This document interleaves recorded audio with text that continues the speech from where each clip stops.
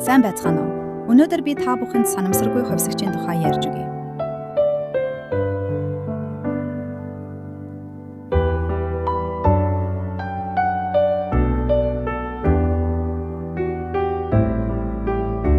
За, энэ дискрет санамсаргүй хувьсгч гэдэг маань юу вэ гэхээр, энгийнээр хэлэхэд тоолж болох үйц тооны утгал авдаг юм.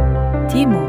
Жишээлбэл шоо хаяхад 1, 2, 3, 4, 5, 6 гэсэн тодорхой утгууд гарч ирнэ шүү дээ. Энэ бол дискрет санамсаргүй хувьсгч юм. Өөрөөр хэлбэл хязгаартай тооны үр дүнтэй байх нь л дээ. Тийм учраас ойлгоход их амархан.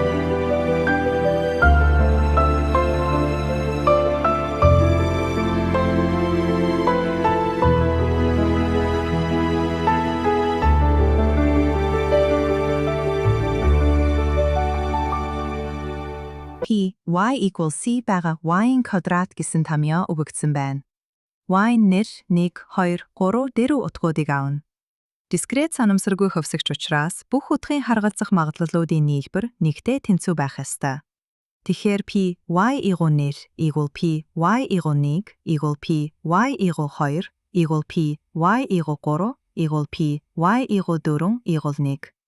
Энэ нь c байгаа нэр квадрат equal c байгаа 1 квадрат equal c байгаа 2 квадрат equal c байгаа 3 квадрат equal c байгаа 4 квадрат equal 1 гэсэн үг.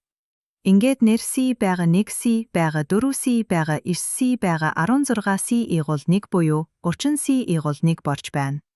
Тиймээс c equal 1 оров 30 байна.